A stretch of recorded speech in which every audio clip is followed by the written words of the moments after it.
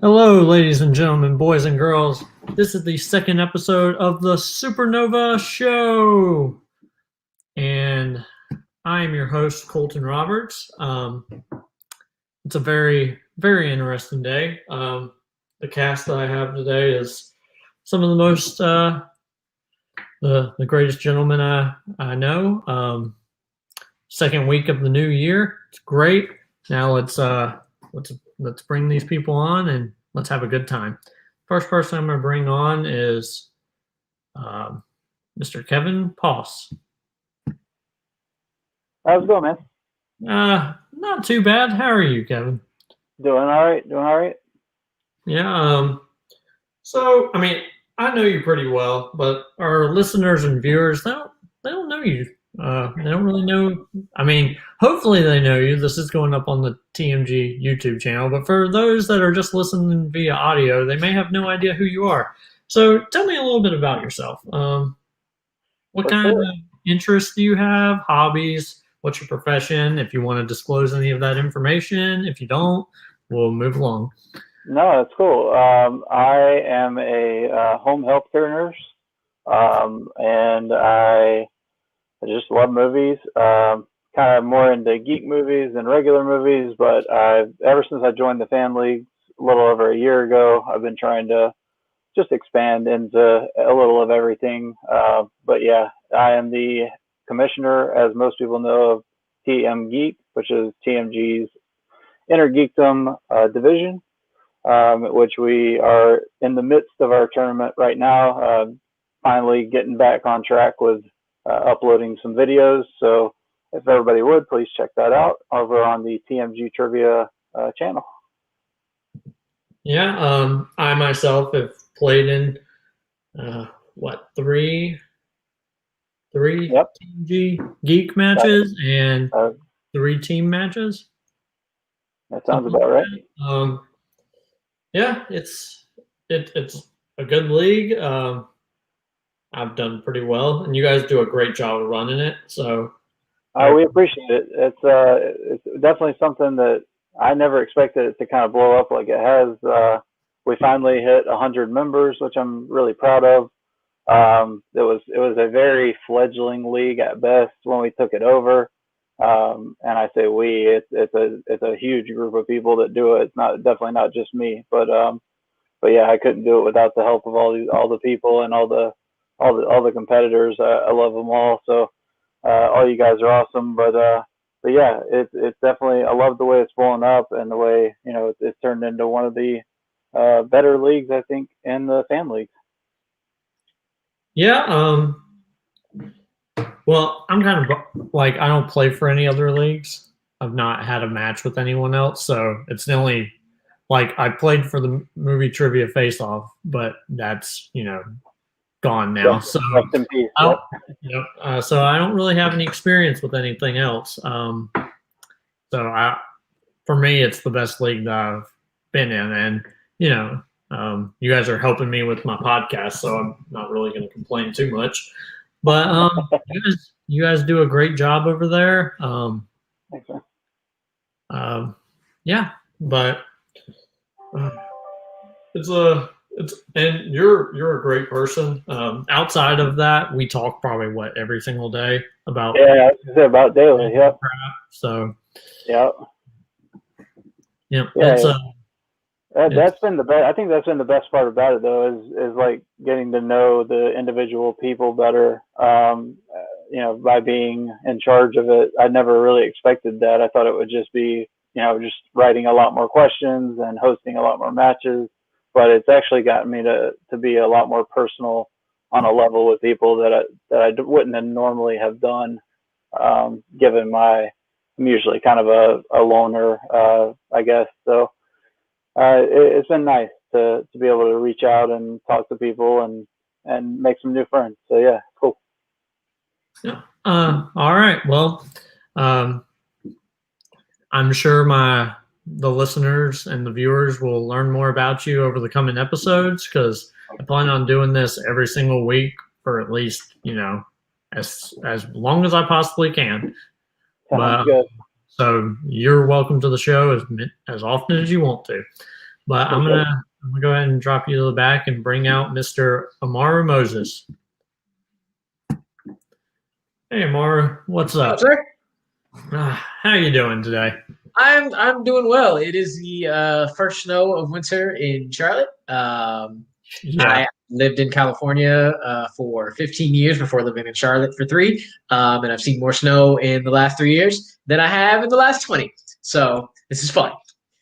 Yeah, I absolutely agree. As a person I have 2 children, when I woke up this morning and it wasn't snowing, they were so upset because they wanted to play because school was canceled. Because of course, if we live in the South, we're not prepared for snow Ever apparently. Yeah, I don't understand, but yeah, the snow, and so about 4 o'clock, it finally started sticking to the ground, and they were so happy.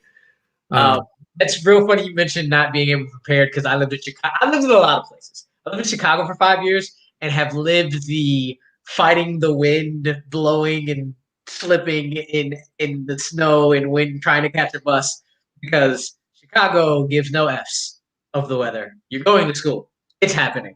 So I'm here in Charlotte now and like, oh, yay, as a teacher, school's canceled. Let's go.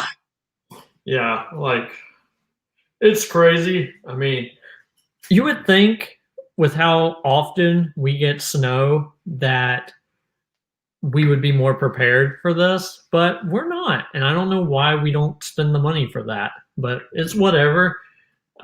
Especially like I live up in the northern part of the state, so we live on country roads. Like, I'm surprised Charlotte is not more prepared for that, but that happens, I guess. Nope. Definitely had winter. Every 3 years we've had winter days, which I am not complaining about. But we won't have winter days now. We're all remote, at least for now. So head back. Yeah. My kids started back in school at the beginning of November, I think, because they were doing all remote stuff, and it's definitely been remote learning was a challenge. Like, it's definitely a different experience. But so what kind of things interest you, Mr. Amaru? I mean, of course, movies. Movies have been my life since I was 7. I've definitely seen any and all types of movies at any age, at any point. Trying to think of a movie I should not have seen in theaters at my age. Pulp Fiction. Pulp Fiction when it came out. Definitely saw in theaters. And I am 32, meaning I was definitely under 10 when I saw that. And it was lovely. It was great. My dad was a lover of movies. That was our weekend thing to do. So it's been movies ever since. Outside of that, I'm very much into sports as well. Basketball player and a runner, long distance runner. Not keeping up as much, but trying to. And I really just love anything games and people related. So being around people, having fun. Yeah, and then you do the show. You have that show that you do, right? Yes. One got to stay. Yeah. Tell me a bit about that. I watched the edition where you had The Last Airbender, Naruto, and all that, and it made me cry. But so for years on Twitter and Facebook and everywhere, everybody always asks what if you had to choose from a group of usually like 4 options, one that has to go. Like, you have to choose one that's gone forever. And I always thought it's a lot harder and a lot more fun to discuss which would stay. So I give you basically the most impossible choices I can think of in a category. Give you a list of about 4. Sometimes I go 5. And I say you can only choose one of those things to stay, and the works and anything that person or that movie or whatever is a part of is gone forever. Now, you can take that however you want to take it. You can choose your list however you want to choose it. And we usually like also rank them to say, hey, this would be the first to go. This would be the second to go. This is the one that almost stayed but couldn't. And here's the one that stayed. And people, the good thing about it is it's the only parameter. So people take it in different ways. So they make their list in different ways. The quote unquote anime one was real fun. It was probably the loudest and most arguments. And because I don't really know much about, again, I keep saying quote unquote anime because the four I picked, some people are like, it's not actually anime, but it's the same realm. And I don't know much about it. So I just stood back and watched the chaos. It was Pokemon, all of Dragon Ball, all of Naruto, all of Avatar. So Avatar and Korra, Naruto, whatever, spinoffs, video games, Dragon Ball Z, Dragon Ball movies, Pokemon games, Pokemon show, Pokemon movies, cards, all of that.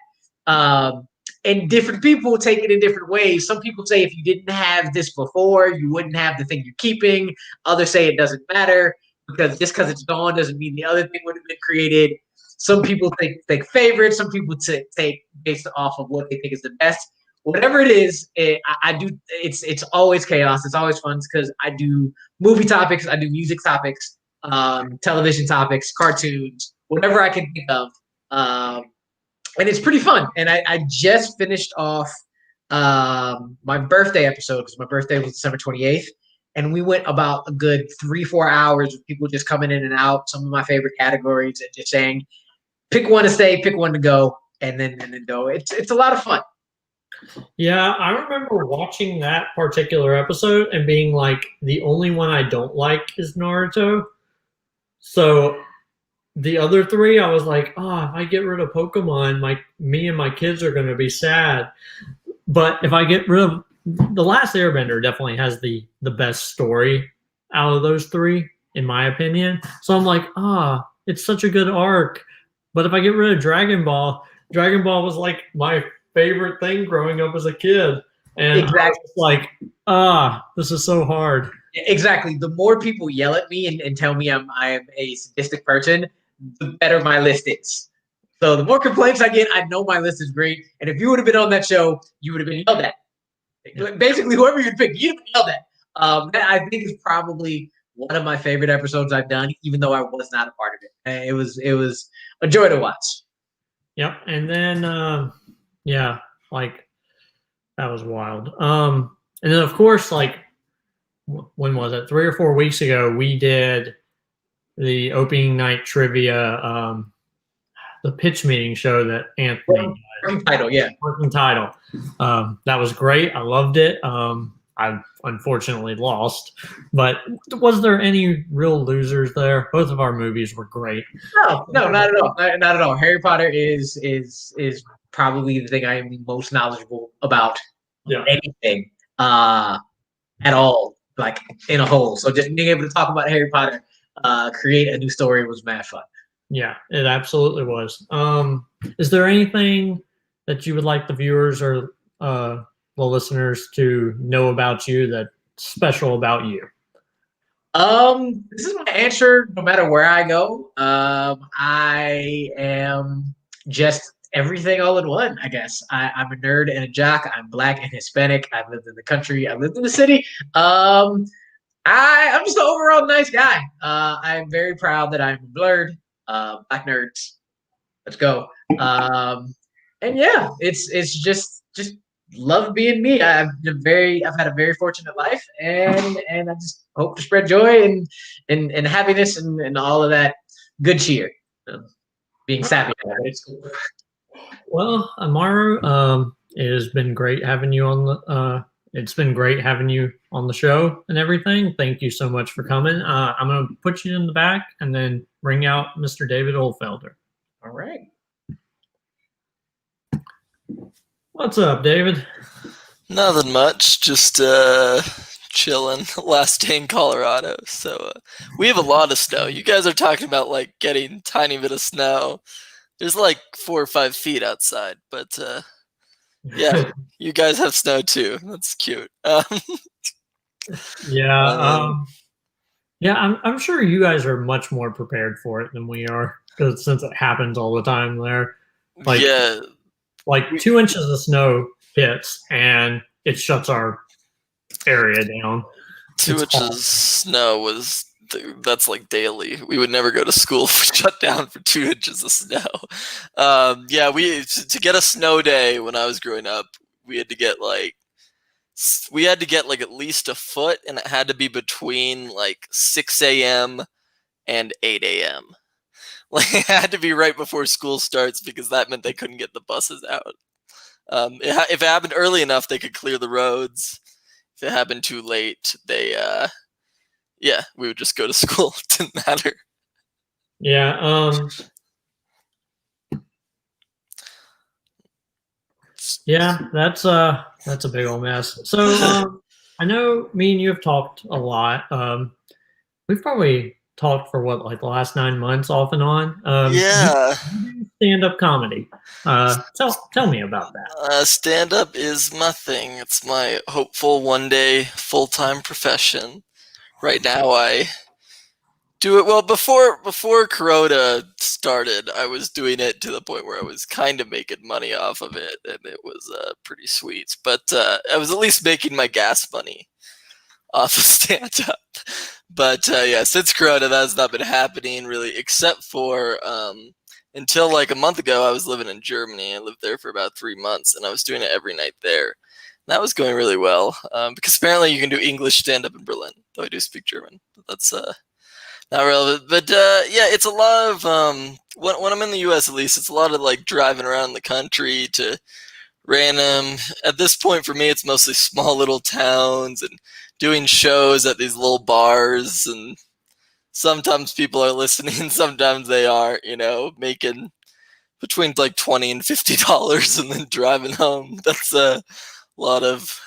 basically my life right now. So it's pretty good. Yeah, and I'm also a student because if you can guess, stand-up isn't the most stable career, especially right now. This is really proving it's not a stable career. Yeah. Yeah. This has been quite the year. I bet. So tell me about Germany. Did you enjoy it there? I really liked it there. I was in Berlin, which is kind of the place to be, especially if you're like younger, like I am. And like stand up there was super cool. I have German citizenship. That's the only reason I was allowed into the country because currently they kind of see America as like a death zone. Don't come here from America. I don't know if they've lifted that restriction because it got really bad everywhere now. But there was a long time where people from the U.S. were not allowed into other countries. But yeah, I speak German too, so that makes things pretty easy. I don't speak German well enough to do stand-up in German. That would be the ultimate goal. Yeah. I wouldn't want to do that full time, but if I could just pull that off a couple times, that would be cool, But while I know German, I don't think I can be funny in German. Some people don't think I can be funny in English, so why make it harder? Yeah. You sent me one of your tapes one time, and Oh yeah. I enjoyed it. You did a good job. Like, of Thank course, you. yeah. Of course, there's some references I don't get because I don't. It was based on your family. Oh yeah. I do a lot of. I'm Jewish because all stand-up comedians are Jewish. That's a fun fact. It's not technically true, but it's also not true. And yeah, I do some Jewish stuff, and especially like someone from where you're. When I do that in the west of the country, non-Jewish people get it, and I could get away with it in Germany. And believe it or not, there are not that many Jews in Germany, for whatever reason. So they would get it, but maybe they're just better educated than the U.S. is. I mean, they are. I can tell you that. Yeah. Yeah, it's a crazy time. So, outside of stand up, what interests you, or what do you like? Well, I've always kind of I think outside of stand up, I've always kind of had like two main parts of myself, and one is like the nerd culture stuff, big into Star Wars. There was a time. And I sent you this. There was a time where I made it my goal to read and watch everything that was considered Star Wars canon. I sent you like my complex list, like even the short stories and stuff. I think I was looking at that list when I sent you. I was like, well, the last year or two, I've really fallen behind. But yeah, there's that, and then also I've always been very into sports.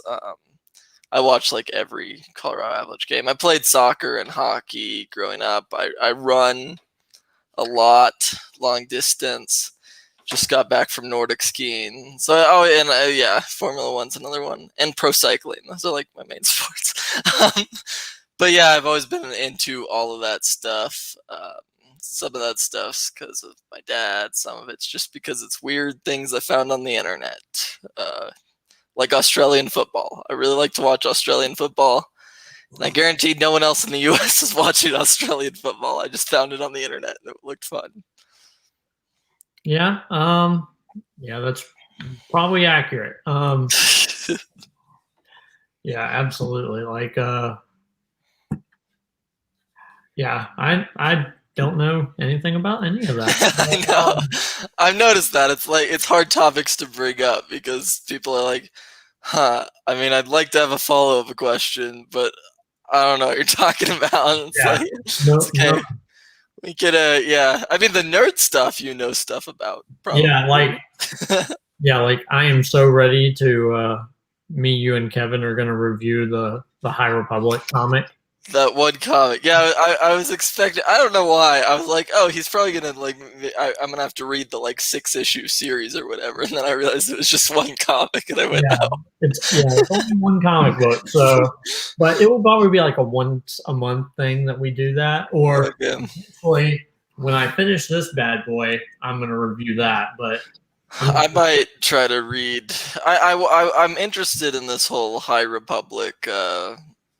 Whatever event, or I don't know what you want to call it, but you know they're doing all the things. They have a name for it that I've blanked on. The High Republic era.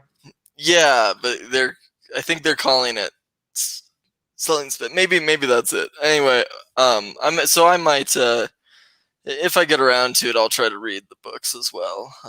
Yeah, I think there are a couple, aren't there? Yeah, there's 2 that just came out. They both came out Tuesday, A Test of Courage and then Light of the Jedi. And of course, with children and a wife and a mortgage and stuff, I could only buy one of them this week. So I did.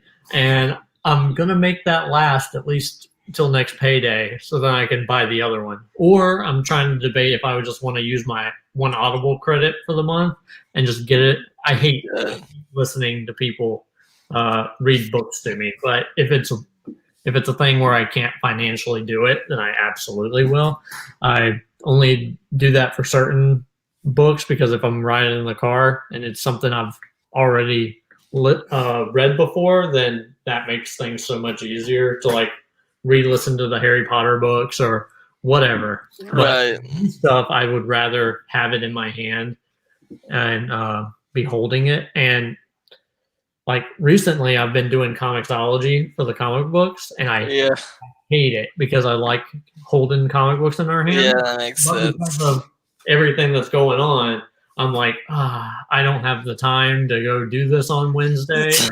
I don't buy it on Wednesday, then it will be out of stock for 2 months. So I'll just buy the digital copy. It's okay. It's fine. Yeah, I think that's probably the easier way to go. Yeah, I hate reading digital stuff, but I do read a lot of digital stuff because it's just easier than, going to the library or whatever. I'm at college, so I have access to a pretty good library, but I don't know if that's open right now. I should check. But yeah, no, I know what you mean. It's so much better to actually read something than to stare at a screen for X amount of time and just, Yeah, we already stare at a screen enough during my regular lives that I don't, like I sit at a computer at work all day. I don't want to then go home and do the fun thing that I like and also be staring at a screen. Yeah, that makes sense. 2 foot from my face, at least if it was on a computer, which, by the way, if it wasn't for you, I didn't know that I could read them on my computer. I've only ever read them on my phone. Like you telling me that you could read it on the website. I just found that out. I was like, there's no way you can't, right? Because the whole thing, I I love talking about Quibi because I just think it's hilarious. But the whole thing with Quibi is that you could only watch things on your phone, and everyone thought that was so stupid. I don't think any other app or program has been dumb enough to try that. Yeah, and yeah, I agree, but yeah, I had no idea. Like, I've only ever gone to the website on my phone to buy new comic books. Like, I've never actually, because you can't buy them from the app, which I hate, because Oh, it's just an additional site that I have to go to. But now I could actually read it off my laptop. I still probably won't because I sit in front of a laptop all day doing stuff, but it's nice to have the option.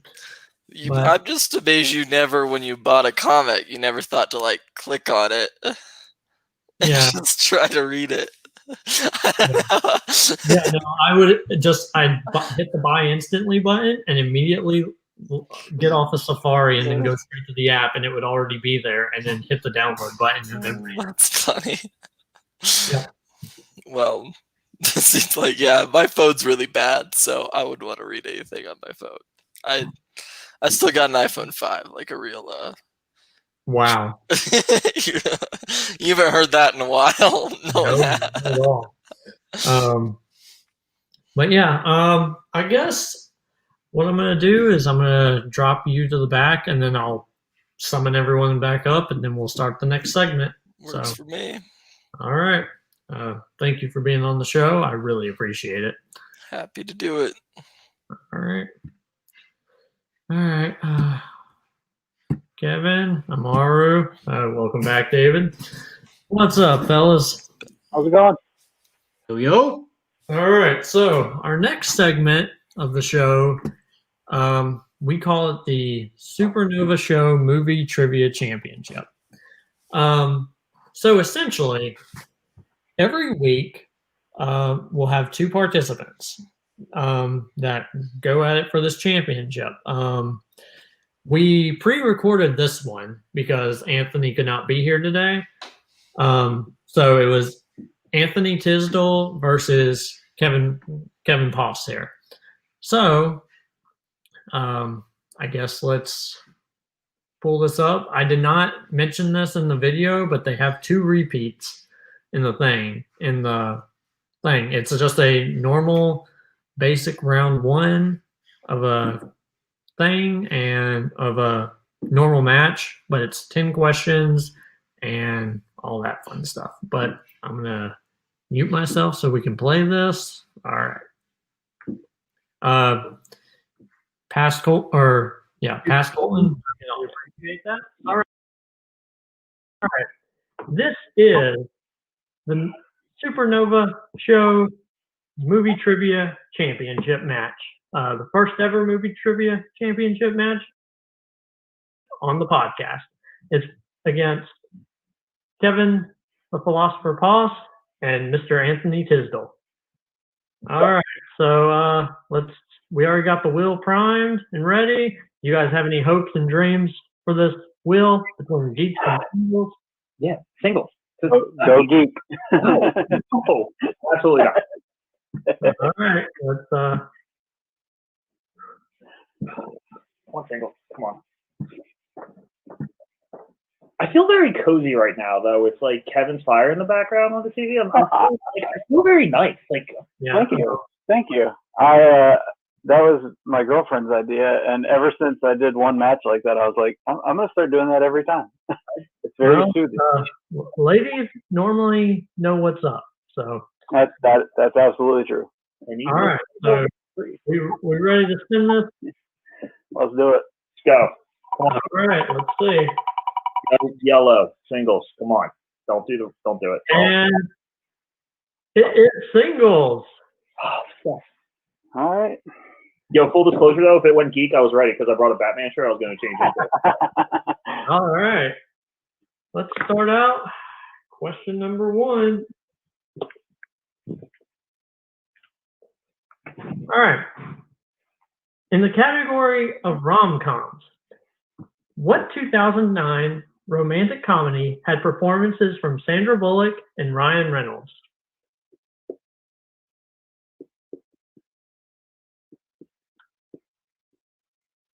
Yes, as a master of romance, this is totally my comment. This is totally my category. Yep, totally. Hey, I'm married. It must have worked somehow. Exactly. That's how it works. I mean, I don't know. 5, 4, 3, 2, 1. All right, let's go, Kevin. I love Actually. All right, Anthony. The Proposal.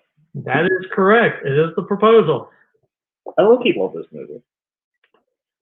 Pretty much anything Ryan Reynolds is in, though. It's a win. All right.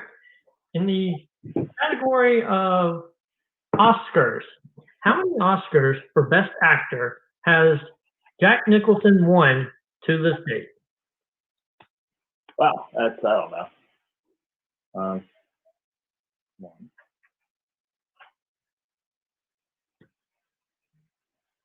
All right. 5, 4, 3, 2, 1, 0. All right, Anthony. All right, I said 3. Kevin. I said 2. And 2 is correct. Ooh.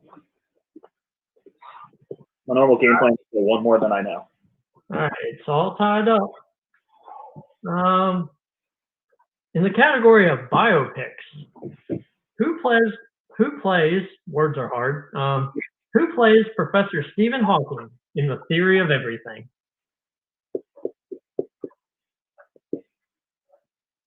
This might be my favorite movie of his. And 5, 4, 3, 2. I get a repeat. Okay. Yeah, I didn't even establish that, so you're good. In the category of biopics, who plays Professor Stephen Hawking in The Theory of Everything? I mean, as smart as Stephen Hawking is, this movie made me realize he's kind of an asshole.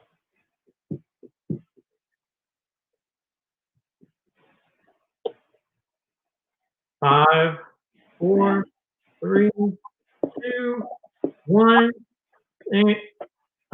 Kevin? No, I couldn't pull it. All right, Anthony?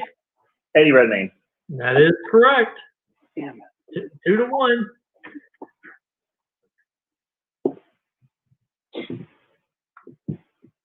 In the category of scores and soundtracks, who composed the score to Shawshank Redemption?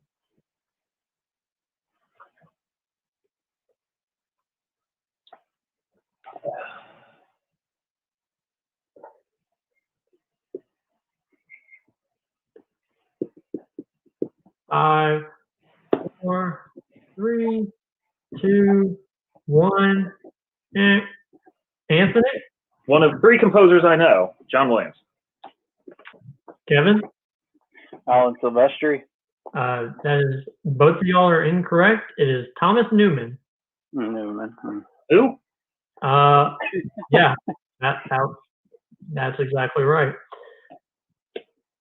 All right, in the category of sci-fi fantasy, what type of vegetable does Matt Damon's character grow during his stint on Mars in The Martian?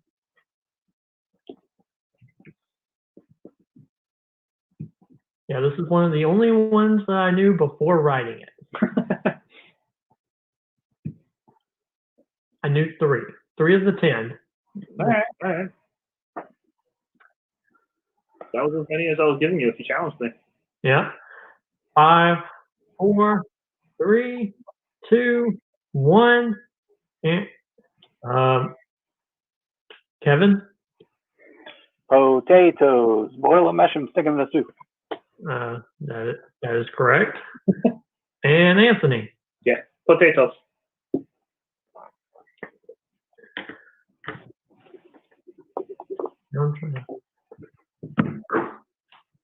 I should probably be keeping a calculation of how many questions I've asked. Probably.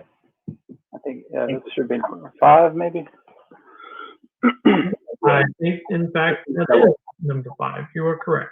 All right. In Nicolas Cage, what is the name of Nicolas Cage's character in National Treasure?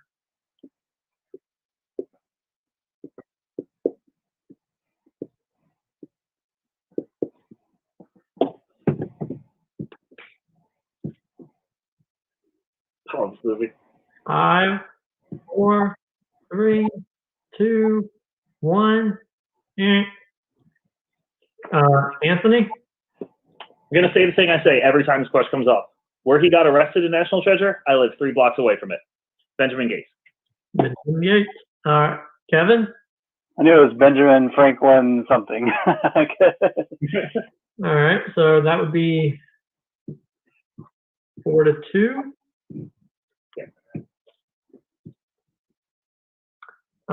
In Scott Mance's favorite category, movie release dates, Oh my God. in what year did the movie Rocky come out? I really should know this. Oh, I really should know this.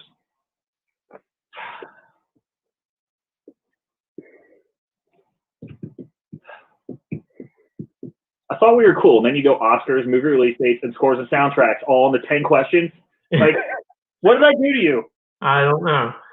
5, 4, 3, 2, 1. And all right, Kevin, 1976. Anthony, Like, Tony's gonna kill me. 1979. it is 1976. Oh, no, movie release dates. I got that one wrong too when I was writing it because I thought it came out the same year as Star Wars. Nah. So that I it probably doesn't. But all right. In the category of directors, what was Steven Spielberg's debut feature film as a director?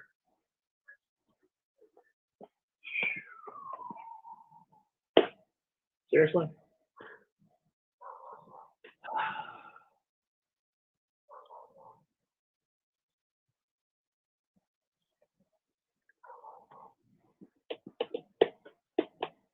I don't know.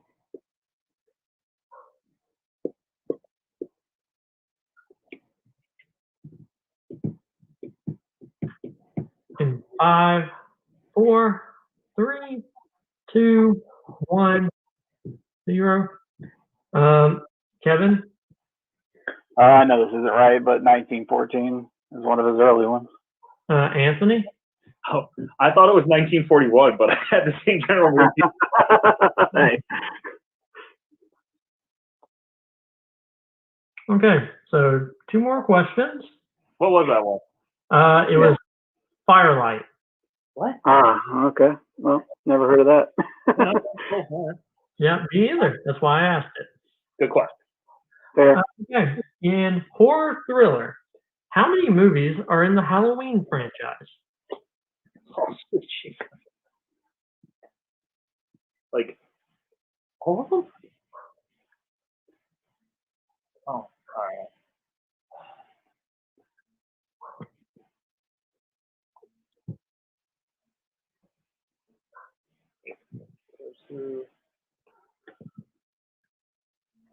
Five, 4, 3, 2, 1. All right, Anthony, I think I'm missing one. I said 11. Kevin. I hope not, because I said 11 too. It is in fact 11. 5-4. And your last question: in animated movies, who does the voice of Vegeta in the 2018 Dragon Ball Super Broly movie? And yes, that was theatrically released. Yeah. Oh, congrats, buddy. There's 0% chance I'm gonna know what this is. Oh man.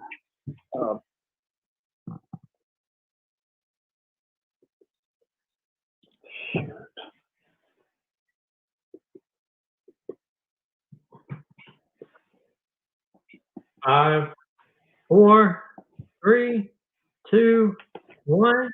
All right, Kevin John Cho. and Anthony. No, nothing. Okay, and your winner, Anthony Digital. The answer was Christopher Sabat, the same guy who voices him in the anime. So I thought if anyone had any inkling there, that'd be good. All right, so Anthony, how do you feel about your win today? I mean, I was hoping for a few more right, but I mean, you did do animation. Normally, I'm good at, but you did anime. So, of 10 questions, 5 of which are the absolute worst categories you could have possibly picked for me, which is great because I need to learn these things. But no, this was fun. I like it. It's quick. It's entertaining. It's a good time. I'm glad it wasn't geek because I had a very long written out question for Lord of the Rings when that came up and I wasn't going to get it right. But that's for another day. But no, this was fun. Glad to play you guys. Always good, dude. And I appreciate the fire in the background. Really, I feel so cozy. I feel so wonderful. I feel warm right now. It's nice. I feel good. So, Anthony, how are you going to feel knowing that your next competitor gets to choose if it's geek or singles?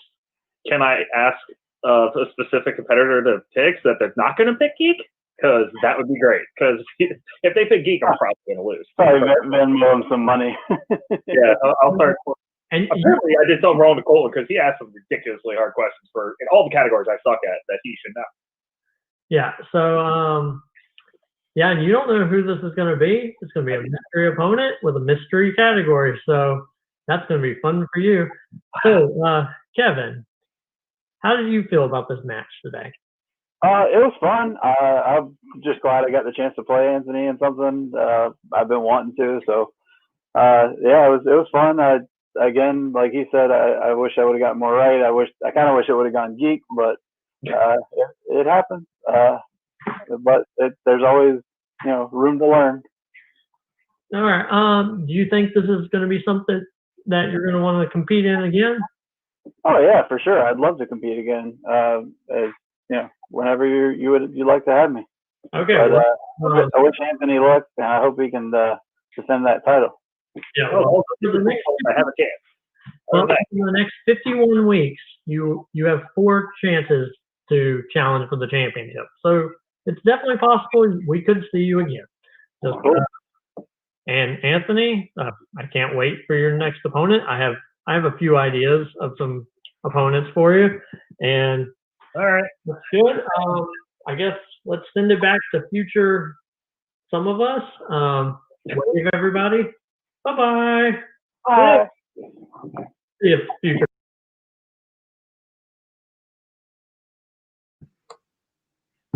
I'm surprised Anthony didn't murder you for those categories for him. Yeah. Those were rough. Yeah. He definitely didn't message me totally at the end of that and was like, have I harmed you in any way? And I was like, no. I'm like well, he needs, that's one of his big weak points. I know. 5 of his big weak points. Hey, eventually, if he keeps on being the champion, he'll get really good at it, I guess. But I know I already asked Kevin this, but I'm gonna ask the two of y'all: is that something y'all would ever be interested in doing, if you're allowed tomorrow? I know you might get drafted in the next few weeks, which means you might not be allowed to play in other fan leagues. But I really hope you do. Knock on wood. Rooting for you. That would be great. But is that something the 3 of y'all would want to participate in the future? I'd do it because it seems like I wouldn't have to study. One of the reasons I stepped back from the fan leagues is I was spending a ton of my time writing up these lists of movies with the directors, starring actors, release dates, and just trying to ingrain them in my memory. And I just realized that wasn't very much fun, so I kind of stopped doing it completely. But yeah, that seems much easier. I'd be happy to do that. Anytime for trivia, I'm down. Always. Yeah, and of course, since all 3 of y'all would be potential challengers, you can choose if you want singles questions or geek questions. I always have 10 questions of each prepared. So on the day, you can be like, ooh, geek questions, and I have them prepared. But I feel like against Anthony, the trick would be to do geek questions. Even though personally I'm better in singles, I think I would do geek against Anthony. He would already know which one it would be depending on the competitor. So Yeah. Well, he knows that I do singles, so he'll probably think I'm doing the other one. I don't know. Unless he listens to this, then my strategy's out the window. And yeah, he may in fact listen to this. This will be up on Sunday or Monday, video wise. So I guess we'll see. Yeah, I already have some plans for all this, but essentially what's going to happen is if someone reaches out to me and says, "Hey, I want to be in this," then I'll totally be like, "All right, cool," and I'll set a date for them. But yeah, like I'm open to all comers. Any possible leagues that want to use it, I don't care. Like it doesn't have to be just people in TMG. It can be people from that don't necessarily play here. It really doesn't matter to me. And the only thing I've said that if I can't find a competitor in enough time, then other people that have already played can come back. And that's the reason why I'm giving people 4 challenges in a year. And now that there's a champion, if you tie them, the win or the championship stays with the champion. But you also retain your challenge. So you can then, if you were just equally as good as the champion during that match, so you shouldn't be penalized because he retained. So that's how that will work. And if I can't find anyone, then I will play Call myself. me. I will play myself. Like if no one in the world wants to play Anthony for some reason, then I will be like, "Hey, someone write me 10 geek questions," because I will never play singles. Like me and him have already established a deal that he said, well, if I challenged him in singles, all I have to do is get 3 points and then I win the match. But I don't want to have to do that. So because the most questions I've ever got right in a singles round is 3. So but yeah, I really enjoy this. I can't wait for next week for his opponent, but it's going to be a very interesting time. I realize you don't have your phone next to you because I did just text you. Oh, I absolutely do. I just didn't want to look. Yeah, I just didn't want to look down at it while I was talking. But okay, yeah, I can. That can be arranged. Yep. But I guess we're already done with that. Do you guys have anything to say? If Anthony retains the championship next week, and Amaro, if you don't get drafted, do you have anything to say to Anthony, promo wise, to say, "Hey, I'm coming for you"? he's one of my close friends that I have not actually played a one-on-one against. I don't think I've ever done it. And to tell you the truth, I'd probably go singles against him. I don't think it would be fair to have him play me in Geek, and he would say the exact same thing. And I always need to bone up on my singles knowledge. So yeah, I would definitely be ready to go at him and his ridiculously tall self. What are you trying to get drafted as? Anything IG primarily, of course. But I will play in any division except Star Wars. I will not do Star Wars. I'm not that good at that. Star Wars is hard, dude. When I did that Kevin's thing. Yeah, I am good enough in Star Wars to play in IG and get some Star Wars questions on the slice. That I can do. But that is IG level Star Wars is my knowledge. The singles, it's IG teams singles because I work really well off of other people, especially if we have different compliments. So, All right. Overall play, that's what I'm trying to be. Yeah. So now that we've moved on to our Schmodown discussion, let me change that banner down there. All right. So Of course, Amaru, whatever we're talking about here, if you've been approached by anyone, you do not have to disclose any information. Yes, you do. You have to tell us. You absolutely. Well, I'm not here to get anyone in trouble. So if I have anyone who knows anything about behind the scenes stuff, nope, you don't have to talk about it. Anything, I don't. If you know, yeah, like I'm not.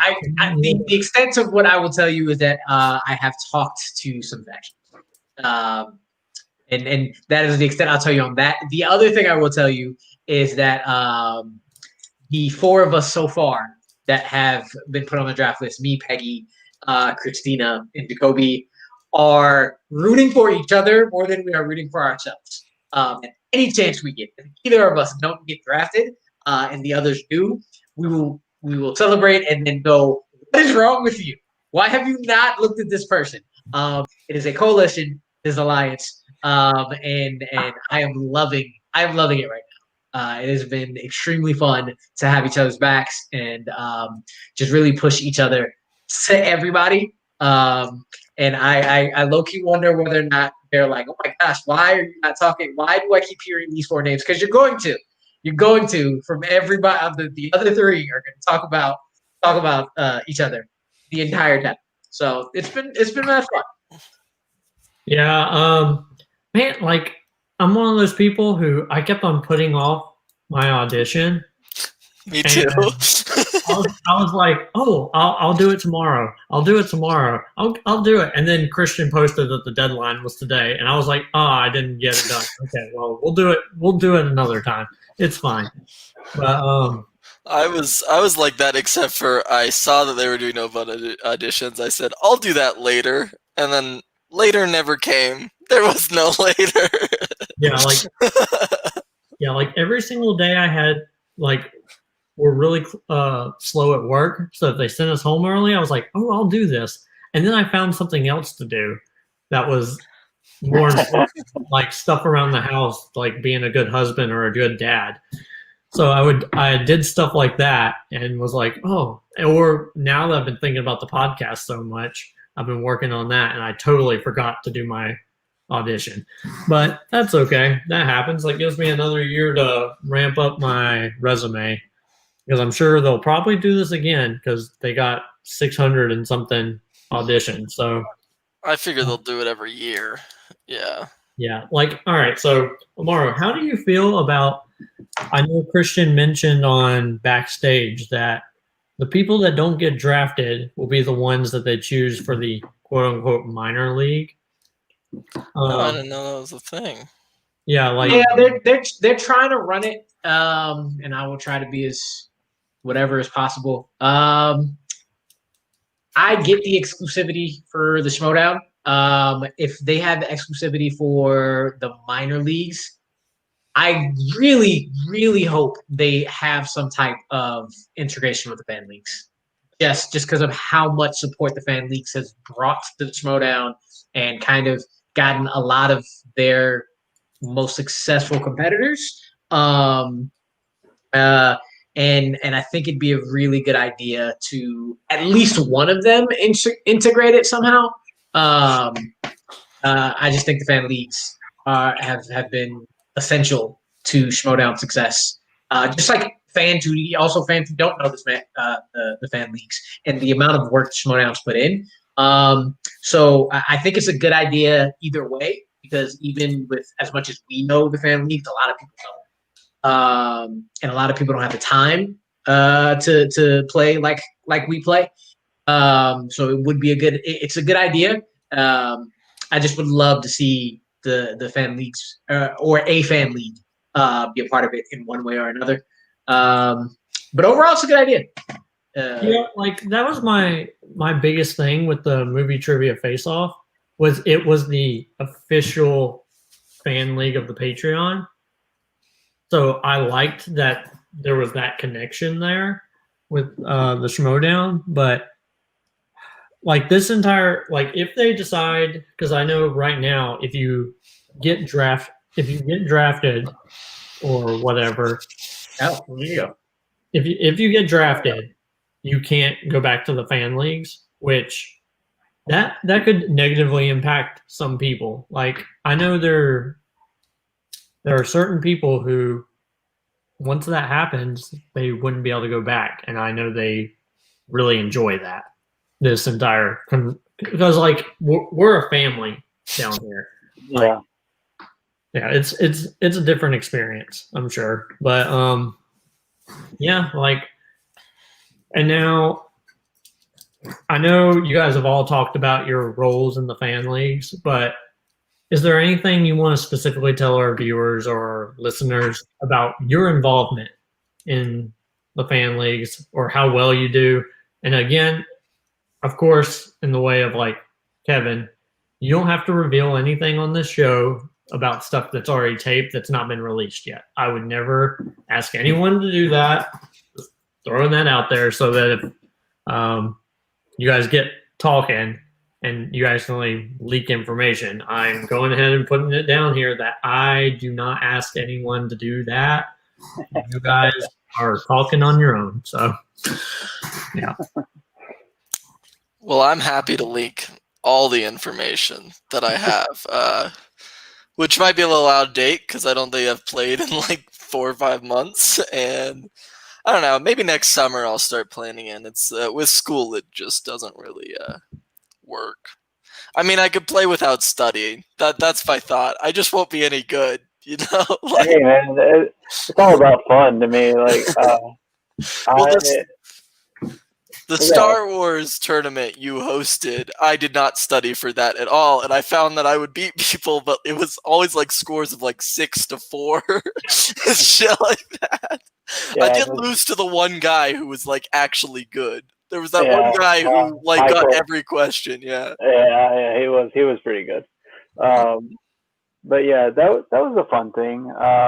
But yeah, I mean the geek tournament. I'll go ahead and say like that Joe and Amaru were Joe Fairley and Amaru faced off in our championship match.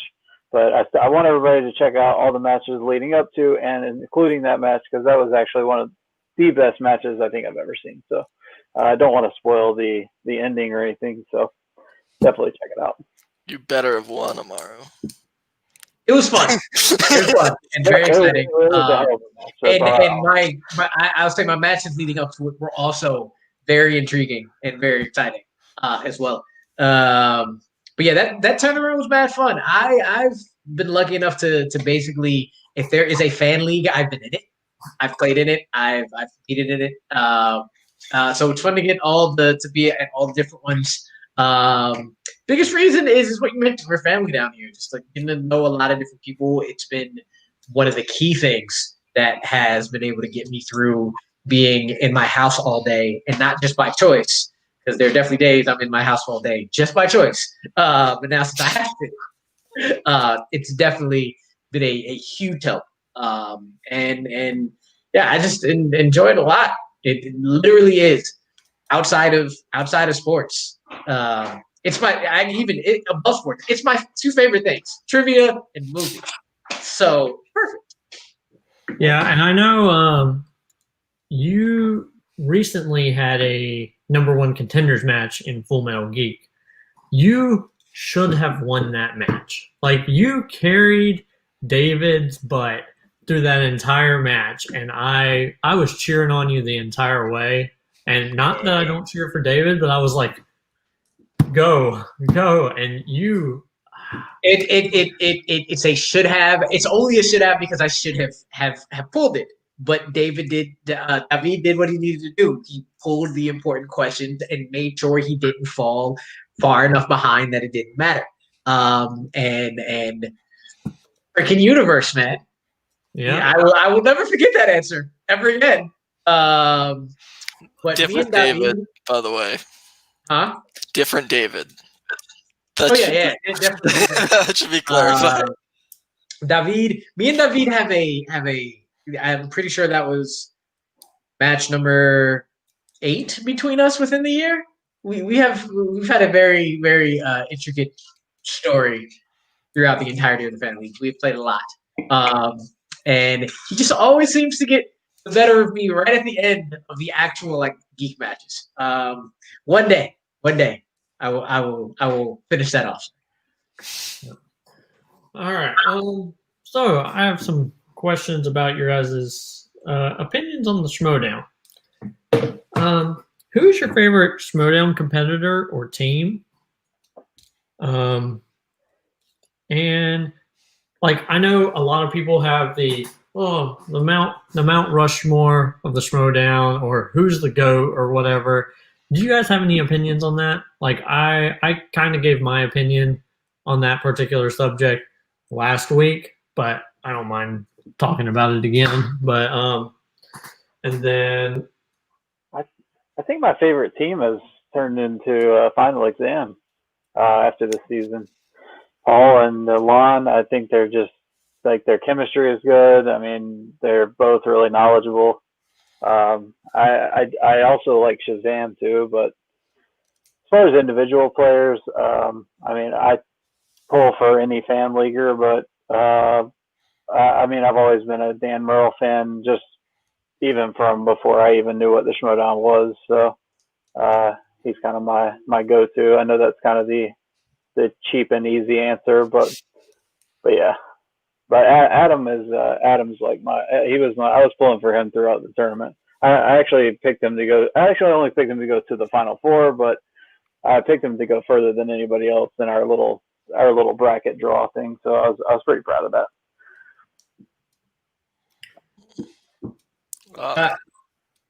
Go ahead, David. Sure, I'll talk about. Yeah, I got into the Schmodown a very probably weird route, but through Team ETC with like Ricky and Elliot Dewberry. Elliot Dewberry is still around, but so because of that, like that kind of, I don't know, the Wildberries were my favorite team, and Josh Bakuga I've always liked because he isn't taken as seriously as some people do, and it's more fun to watch. I know they're not the best. I will definitely admit that. But this season, my favorite faction was definitely Swag. So I would just root for anyone in Swag. I picked them at the beginning of the year. I was really bummed that they like came so close but didn't do it. But it made me really not like corruption. And I guess I haven't really been in the fan league, so I didn't really know. I skip all the pre-interviews. I didn't know Adam Collins was a fan leaguer till like after the tournament. I'm really on top of things. That's my point here. I'll let Amaru talk. I'm pretty sure I'm missing something. Final Exam definitely was one that I really enjoyed coming in. But I think Shazam probably is my favorite team. And then any variation of Roka is always great. I just think he's really good. And you were asking about the GOAT. It's Dan Merle. I mean, Yeah, it's even with Levine, with Sam's run, and the Patriots run there. It's Dan. Win, lose. He's like. I was listening to Stephen A. talk about Tom Brady's legacy after he's going to get sacked by that Washington football team a bunch this weekend. Let's look for that, by the way. He was talking about like no matter what happens from here on out in Brady's career, his legacy is cemented. Merle's legacy is cemented. Period. No matter what happens from here on out, I don't think it's going to be hard because usually when you're an OG player, it's hard to surpass anybody who's there from the beginning and is that good. So for me, it's Merle. yeah. I also like. I also like Ethan Irwin a lot. Though. Ethan Irwin is a big favorite. Yeah, like I gave the same opinion I gave last week. Is I wish that Dan would go into IG like he wants to, but it seems like every single time that happens, they put him in a match that's gonna give him the title. Because now they revealed on backstage that he's gonna fight or he's gonna play against Jeff Snyder for a #1 contenders match. Yeah. What's gonna happen there is if he wins, then he's gonna go on to fight or face Adam again. And if he wins there, then he's not gonna go into IG at all this season. And I think you can't really be called the greatest of all time if you only stick to teams and singles. And I'll disagree. I disagree with that too. I would too, but I would use the opposite of that to make the argument that Rachel could top has an argument to top Merle. Like Yeah. I'd give you that. I agree with that. Somebody argued Rachel is the best is the GOAT. I would still say Merle, but I would say you have an argument, and if you believe that, you are not 100% wrong. I agree. I think it's her, or if we factor in like Mike, I think is really good. And I brought this up last week that Alex Damon has said that if he wins the Inner Geekdom Championship, he's going into teams or singles. If he wins the Inner Geekdom Championship and then does well in teams, I think he will be the GOAT. Because yes, just because having all that Star Wars knowledge and then some, that would be something that I would say could cement Merle. Because he has that extra deep knowledge of one very intricate topic, but still can be that dominant in everything else as well. That would be the only thing that would probably, for me, at least for now, top Merle as it. But it's a big ask. It's a huge ask. Yeah. Because, I mean, he did well in IG this season, and I think if they pair him with a good partner, if Roxy is able to do that, then because I assume that he's going back with Roxy. That's the only smart decision there. But Who are we talking about? I got space. Alex Damon. Oh, Alex Damon. Yeah. Do you think she'll keep him? Yeah, I think she'll keep him and the Odd Couple as her three. I mean, it's the only thing that really makes sense. Like, she's got her team's player, and now Jeff Snyder may become a number one contender. So that's her team, and then she needs to keep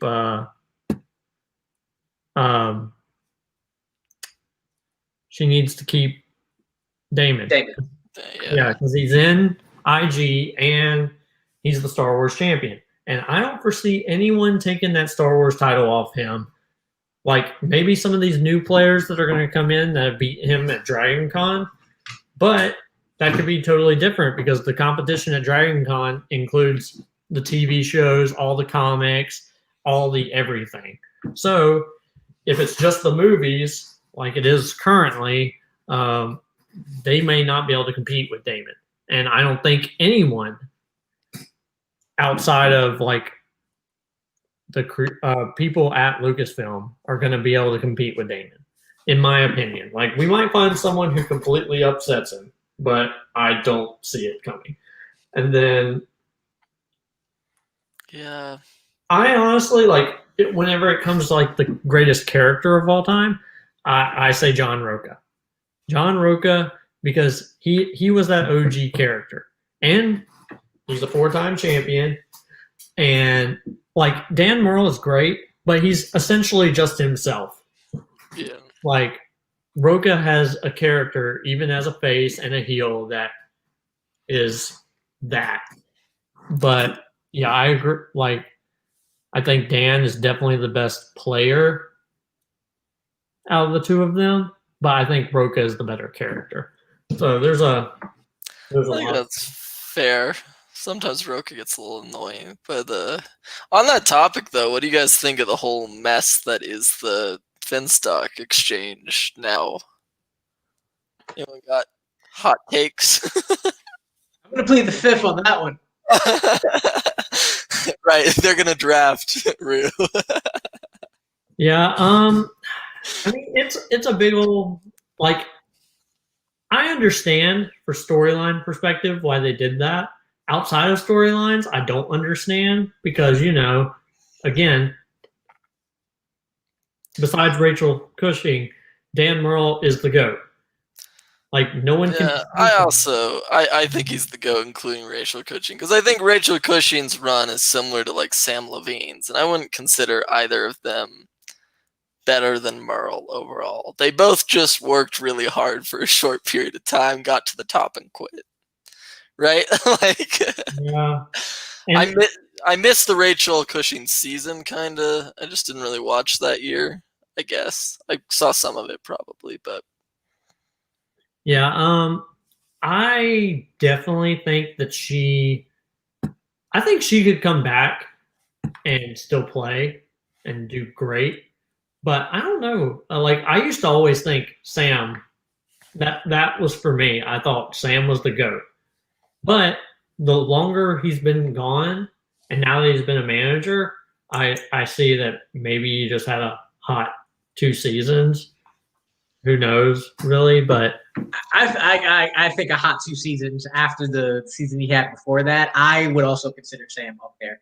I mean, he's up there, yeah. oh yeah, I think he's in Rushmore. But Yeah, me too. I just don't think either of them. I think both of them are in Rushmore, Sam and Rachel. I just think neither of them really rack up to what Merle's done. yeah. So I mean, Kevin's gone, so we'll move on to the next thing. Besides yourself, Amaro, because obviously, is there anyone that you know that you think should be drafted this season? I mean, and Amaro, you can totally say yourself if you want to. I mentioned it before. Peggy, Christina, and Jacoby. For either one way or another, whether it's personality or knowledge or both, all four of us have that. And truthfully, if there were to be one of us besides myself who I think really deserved it, no, because it's both. It would be any of those three. I just also think Jacoby is ridiculously good at everything. Like, Peggy is extremely deserving of being there. Anybody who wouldn't pick her up is crazy. Christina is by far one of the funniest and funnest personalities ever. And I'm basically saying anything I know they would say themselves.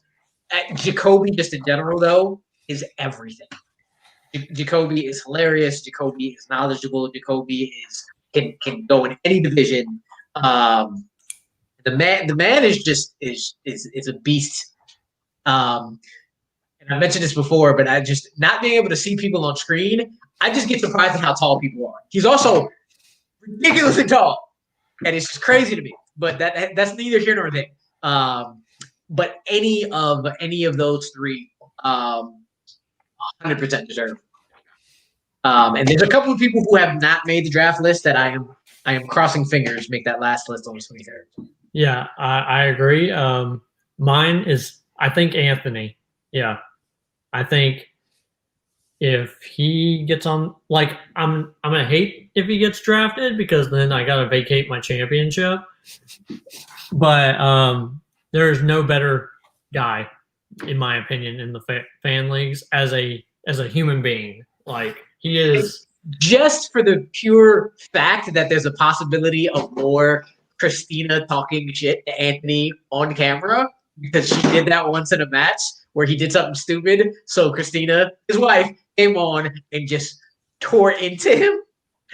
More of that, please. It's hilarious. Yeah. Yeah. So I think, yeah, I hope he gets in that final list of the draft, and then, of course, gets drafted. I'm trying to think, are there any people that I know that are in the draft that should get drafted by certain factions? I don't know what they're going to do with Dan. Like, obviously, he's not going back to the Finstock Exchange.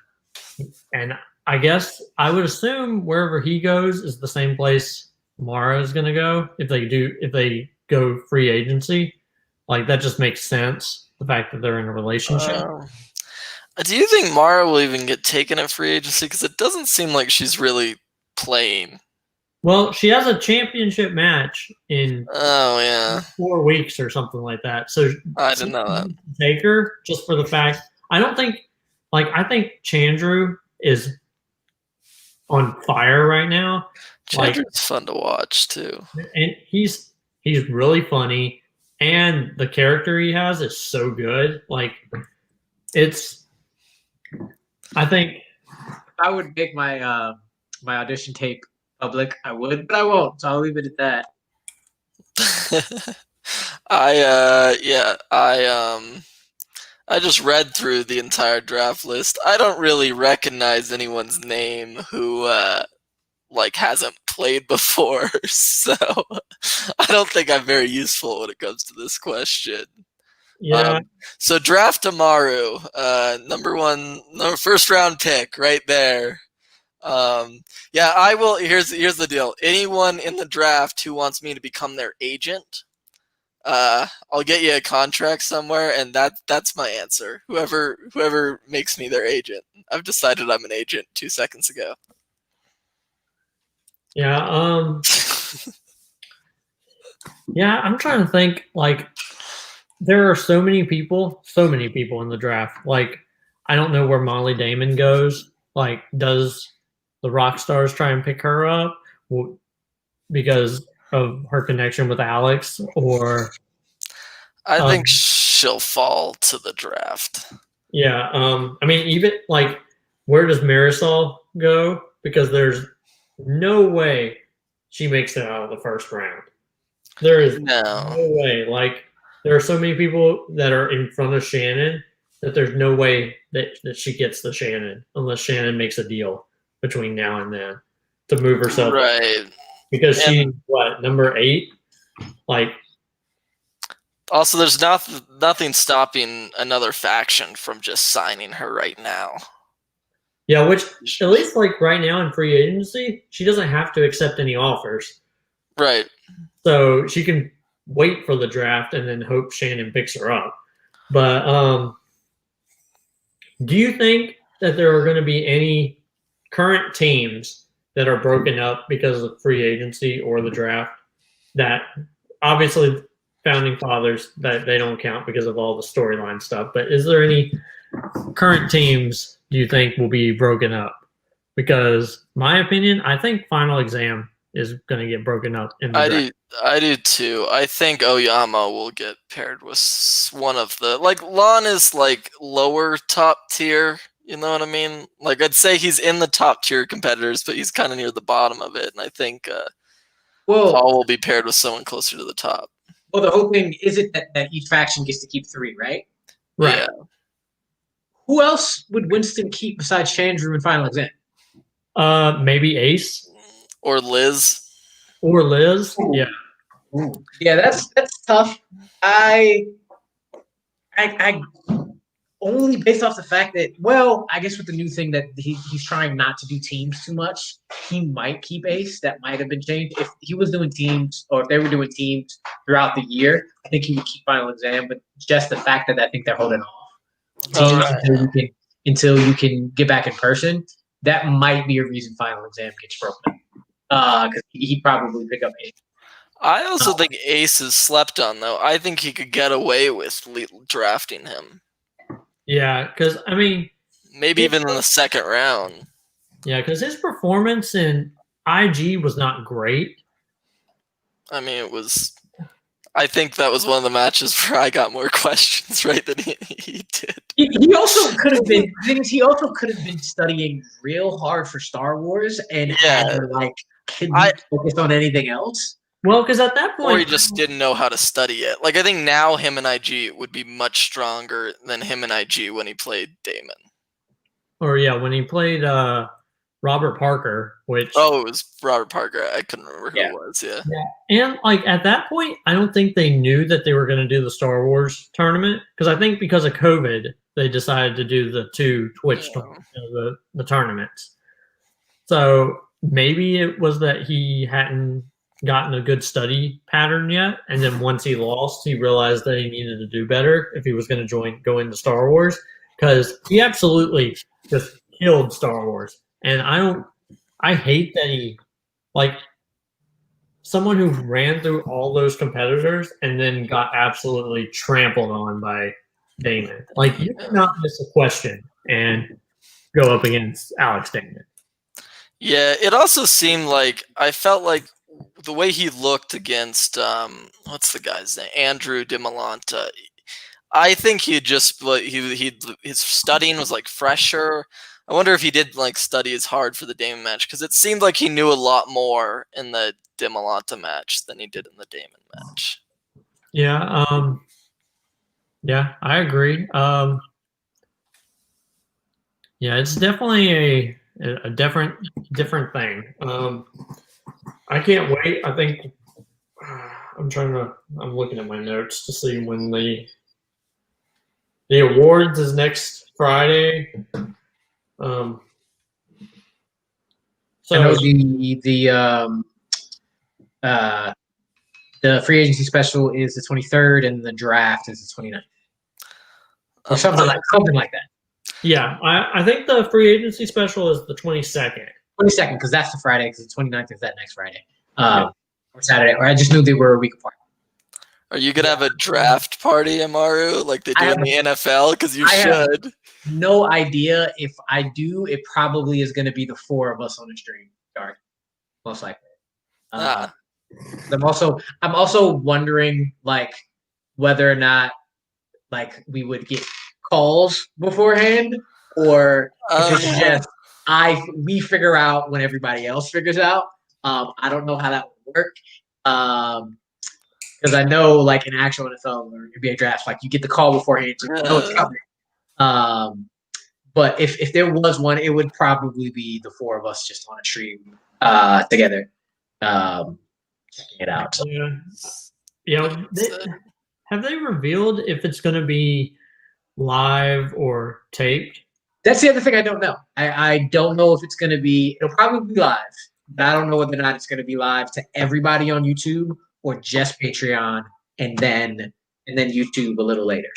Yeah, because that would be weird if, like, say for an example, you and Peggy both know that you guys get drafted, and then they film it, let's say next weekend or something, like they did with the Schmodown, or the Spectacular. They filmed it a week ahead of time, so it'd be weird having to like go a week knowing, we got drafted, and now having to watch a stream and react to it. Like, well, I don't think we're gonna. Well, personally, I would rather not react to it. I think I'd rather just have just us just watching it in general. But if it was like bringing us on, I figured it would be the same thing. They would bring us on at that time. They're pre-recording it and then show it later. Damn, there was something else I was going to mention, but I don't remember now. So, hey. I don't think, though. I think most likely if you find out beforehand, it will be like within an hour. I don't think you'll know way beforehand. Yeah. I think they'll do that. Also, it seemed like Christian in particular was annoyed that like everyone gave a speech last year. So I think they're going to avoid that. So I think you'll just get your name called. I think that's it. We'll see. It'll definitely be within the week, because that second round of draft names is coming out on the 22nd with that free agency special or whatever. So at least it wouldn't be till then. But it'll be interesting to see how it turns out. Yeah, I agree. It's gonna be a very interesting time to see what the shakeup is. I know we talked about it earlier about people that you think should get drafted or at least be in the draft. Another name is Joe Farrelly. Like, I completely forgot, and Nicholas Tuhig. Like, I don't think Tuhig. Well, I don't know for a fact, but I don't know if Tuhig put in a video. I know for a fact Doe did. I don't know if Tuhig did though. I'll tell you that. Though one name, there is one other name that I know of that would definitely be worthy. James Shimo. James Shimo over at Joe. I know he's on the list. What I've seen in him, he's a very good competitor. So he would definitely be worthy as well. But I'm with you on Joe Farrelly, and if anybody's smart, definitely Tuhig, for sure. Yeah, like Tuhig may be the best player in the fan leagues right now. Like, for what he does, yes. Yeah. And then of course, I don't think I saw Jake Meltzer on the draft. I know he put in a video, but he also is just getting started in the fan leagues. So I know at least me, Christina, Peggy, and Jacoby have video at least from the last year. Jake is just getting started. But yes, for sure. Jake is also a beast of beasts and very hilarious. Dry humor. It's on point. Yeah. For sure, Jake. But yeah, and of course, like with the digital format, I assume they're gonna keep everything digital. Joe could rock that. Like he is one of the best geek players out there, and he's great in Star Wars as well. Like, of course, if they start doing studio matches again, the fact that he lives in the UK might be really difficult. But I think they will start doing. I think Christian wants to get back to studio as soon as yeah, he can. yeah, So but I mean, maybe 3 months. Yeah, no, well, because California is all shut down from what I. Yeah, but you can also now you can get permission to film stuff because all the industry there. Hey, look, Kevin's back. I don't know. Like I know I've been booked on shows a couple months out, comedy shows like live and in person. So I know people think things will be back at a certain time. So I don't know. We'll see. Maybe I'm wrong. I don't know. But we shall see. We shall see. Yeah, we most certainly do. Amaro, you need to leave now, right? Yeah. I got to get going. I also was waiting for Kevin to come back to kind of ask why in the world would you stop Lord of the Rings and turn on Clone Wars? But to each his own. Clone Wars is better than Lord of the Rings. Fight me. Take him out, please. Take him all the way out. The reason I don't do Geek is pretty much because of Middle Earth. I have no interest. I agree with Mario 100%, but we're talking about Star Wars, not Lord of the Rings this time, so I figured I'd be thematic. Makes 100% sense. Okay, well, then my announcement under our movie portion of it is that next week we're going to start the Middle Earth movies, starting with Fellowship of the Ring, and I guess Mr. David, you will not enjoy that and probably won't be here for that, so I apologize. I'll come on for. I'm not happy that he's not there, but are you gonna do the next 6 weeks on Lord of the Rings? Yeah. Yes. God. Well. At least a portion of it. It will definitely not last as long as what our welcome and the Schmodown. Well, I'll still come on. I'll come on and be the voice of reason in the. These movies are slow and boring. I'm just excited. That's it. I'm just excited. I know. I'm happy to talk about it. Yeah. As a person who Return of the King is my favorite movie ever, I'll probably disagree with you. That one's watchable. Honestly, I mean, I'll save my take when we actually talk about it. Yeah, it's the only watchable one. That's my take. That's actually the only one I've managed to watch all the way through. I mean, it won 11 Oscars for a reason. So, but Mauro, do you want to plug anything that you've got going on, or? Yeah, outside of the YouTube channel, which is Yuri Reviews, so URI RU views. If you type in One Gotta Stay reviews, you usually find it. But I am also a part of a critics crew on IG. It's called Bite Size Breakdown. You can find us at Bite Size Breakdown, Bite Size Critics on Twitter, I think. Yep, that's it. Also Bite Size Breakdown on Facebook. Doing a big crew of us, about 9 to 10 writers. We do reviews on TV, movies. We do a little bit of music and video games too, here and there, but 100 words or less. And it's a really, really cool collective of people. So check that out as well. All right. Well, it's great to have you on here. Had a lot of fun. Appreciate it. Yeah, we'll have you on during the Middle Earth time and the Agents of S.H.I.E.L.D. time, because one of the only. Yeah, I have watched all of that show for no reason. It's not that good. It is great. It's a lot of like it gets good and then that is true. And then you're like, what are they doing? That is true. But yeah, like I have met maybe a handful of people who like that show. So the fact that I'm not the only one who's going to talk about it because I've always wanted to talk about it. As soon as I sent out that message that, hey, people, does anyone like Agents of the Shield? And I got 2 replies that said, yeah. I just didn't read that, but I would have replied. I was like, yes, good. I have people to talk to. Woohoo! But yeah, it was a lot of fun. Appreciate y'all. I will see y'all next time. All right. Yeah, And then there were 3. And yep, then there was 3. So, since we're still in our movie portion, we moved on from the showdown. Is there any movies that the 2 of you would like to review for the podcast?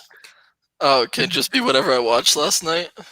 Yeah, is there anything like a movie that like impacted your soul when you were a kid, or has changed your life as an adult, or hey, I really love Spider. I'll be honest, like the most inspirational movie to me, like that I remember from watching as a kid and that I still enjoy watching today, is Forrest Gump.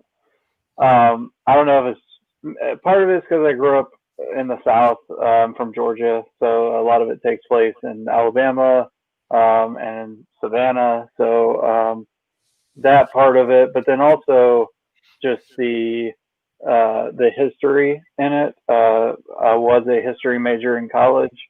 Before I changed my major, that was something I always have been interested in, is history. So all the historical elements in it that, of course, aren't exactly historically accurate when they put Forrest in there, but I just love the way Zemeckis like portrays everything. Yeah, that's one that I can always go back to for sure. Sounds good. Maybe I'll finally watch it. For sure, it's a good one. I know who's in it. I know the plot. I've never seen it. Oh man, yeah, it's a good one. It's kind of weird that Sally Field plays his mom, but other than that, Oh, that means it's my turn, right? That is correct. Oh no. Well, I would like to review the movie. If you told me to prepare for this, I would have come up with something. And maybe you did, and I just didn't read your text. That's also possible. I'd like to review the movie. I had it. Sorry, I'm checking my Netflix. I'd like to review. How do you check your Netflix history? That's got to be a way. I can't remember what it's called. Damn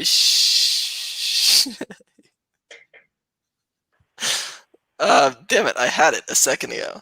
While David's doing that, I'm going to bring up something we just watched. My girlfriend and I just watched Soul. I know that I think we'll probably talk about Pixar stuff later, but I'll just say my brief thoughts on it. I really love it. Like, I think it's a cool take on kind of an existential take on stuff, and puts it in a way that I think kids can enjoy, but also adults can enjoy. Great voice cast.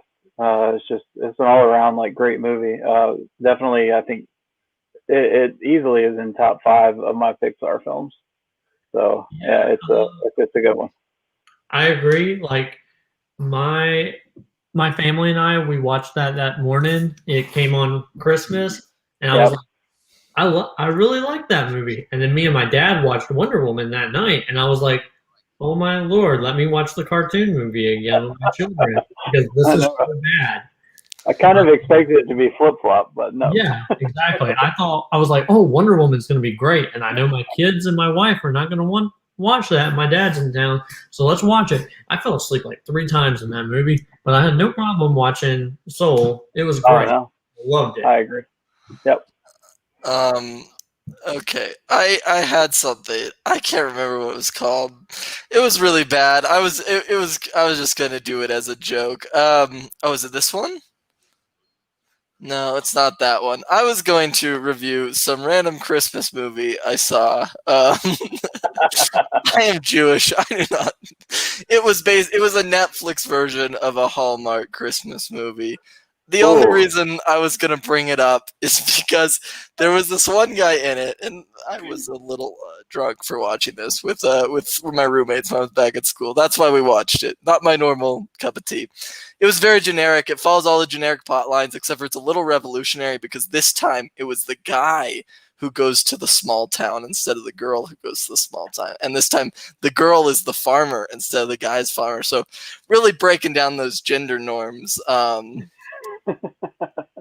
Real showstopper. But I remember there's this guy in it, and I was like, damn, that dude looks familiar. And I Googled it, and I realized it was Schmodown competitor David Del Rio.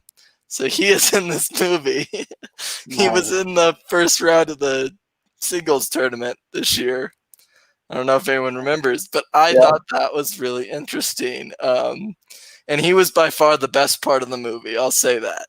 The movie was pretty poor, but his character was fun to watch.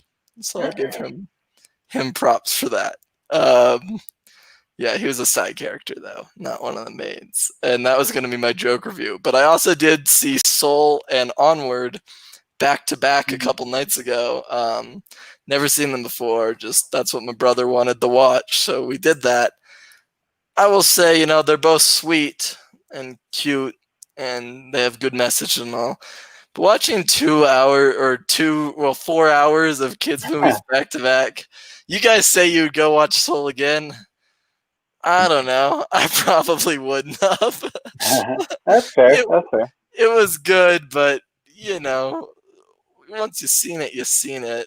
I've only seen like probably 6 or 7 Pixar movies total in my life, so I didn't watch a lot growing up. It kind of was a later in life thing. Yeah. Which just because I brought up the David Del Rio, I also was watching Superstore a couple weeks ago with my parents, and Winston Marshall has one line. Oh, that's interesting. And I was like, my parents were there, and I was like, oh, I know that guy's from movie trivia. My parents were like, what the hell are you talking about? I know. I do.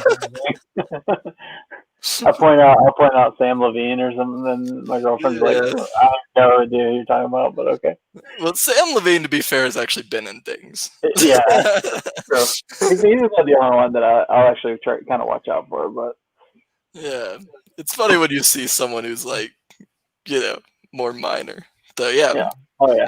And again, Winston Marshall had one line, and it was like asking where the bathroom was or something. I can't remember, but it's in the season premiere. Everyone should watch it. I did IMDb it to make sure it was him. I was correct. It was him. Cool. Yeah, like I love Onward. Yeah, I like Onward too. Favorite Pixar movie. Like it's so, I love it. It's great. But I'm a huge Dungeons and Dragons nerd, so I was like, yeah, that's how you do that. Yeah. I do have another review if you want it, because I was scrolling through my Netflix history. I know, I was doing the same thing on my Letterboxd account, trying to pick out movies. But. This one's good, and by that I mean it was interesting. With my dad, I watched Christmas Crossfire. Now, this movie was in German, and we only watched it because I know German. He's trying to learn German. And the great thing about this movie is that we think it was the German take on a Hallmark Christmas movie.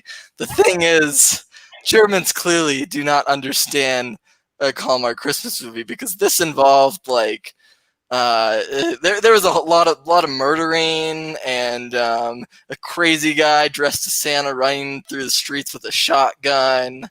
I will say it was very entertaining. It didn't make a lot of sense, even though I'm fluent in German, and also we did have English subtitles on. But it's worth a watch if you just want to see like the true German sense of humor, which like isn't that funny, I mean, Germans laugh kind of like, that's the German laugh. Right. Yeah, again, when I was doing stand-up in Germany, the worst audience was a German audience. What you wanted was like a super international audience, But yeah, it's very interesting. There's a scene in a sauna. I remember that. I don't remember what happens in the song. I just remember that was distinctive. I don't know. A lot. It's basically just like a lot of running around, either away or towards bad guys. But it's not really a horror movie because it isn't scary. I don't know. It was one of those movies that I just came out of, and I just started thinking about it for a long time, and it wasn't good. I don't know if it was that bad. I think it has like a 19% on Rotten Tomatoes, so I guess most people thought it was pretty terrible. But it was just one of those movies that makes you question, like, why did they make that? You know, what were they trying to go for? What is this? I don't know. It just kind of gave me a little bit of an existential crisis, and I think that's what's important here. Okay. All right. Good work. So since we've got all that down, I think I know we're gonna review a bunch of franchises, like Star Wars, Star Trek, Lord of the Rings, Harry Potter, James Bond, Halloween, Terminator, Die Hard, Transformers, the MCU, and the DCEU, and now I've added Pixar to it. All those franchises, and then pretty much any franchise that the cast here want to review, I'm down for it as long as I can find it somewhere. Like as long as you're not like, hey, it's a insert movie here that there's only 3 copies in the entire world. Right. Find it. Sorry, man. But yeah, like I'm pretty down for whatever. Sounds good. All right. So, Kevin, did you finish the Star Wars comic? I got about halfway through. But yeah, we can still talk about it if you'd like. I mean, it is only like what 22 pages. Yeah. I mean, I have a few things that I wanted to say about it. So yeah. All right. I think David's got to leave in a few minutes, so let's go ahead and talk about that for a few minutes, and then we'll do the farewell for sick everybody, and then title card. Yep, and then we'll call it a day.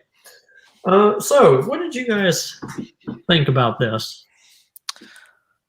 It seemed like a very stereotypical first issue where it was just like setting up stuff, but it wasn't, like there wasn't a lot. It's just kind of introducing characters. And I was trying to figure out if those are, maybe because you started the book, Colton, but if those were the same characters from the book or different characters at the same time. Yeah, it all takes place during the same era, but I think this is technically, I'm only 30 or so pages into Light of the Jedi, so in the book, or at least to where I am, that station that they're in, the Starlight, whatever it's called, that is not operational yet in the book that I'm in. So by the end, it could be. So I might have read it out of order there, but who knows? I guess maybe they expected you to, read the book in a day before the comic book came out, or maybe it's like a chapter or something. So who can really say? But yeah, like it's all the same stuff, but the characters, they seem like, I think this is the first time we've had a Trandoshan Jedi. Oh yeah, I liked. Yeah, true.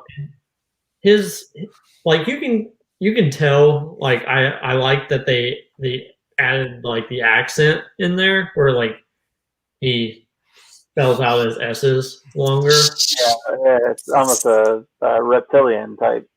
Yeah, a snake type deal. Yeah.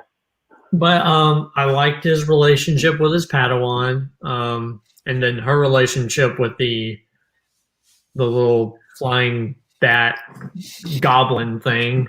Yeah. The character that just existed so she didn't have to talk to herself the whole time. Pretty much. Right.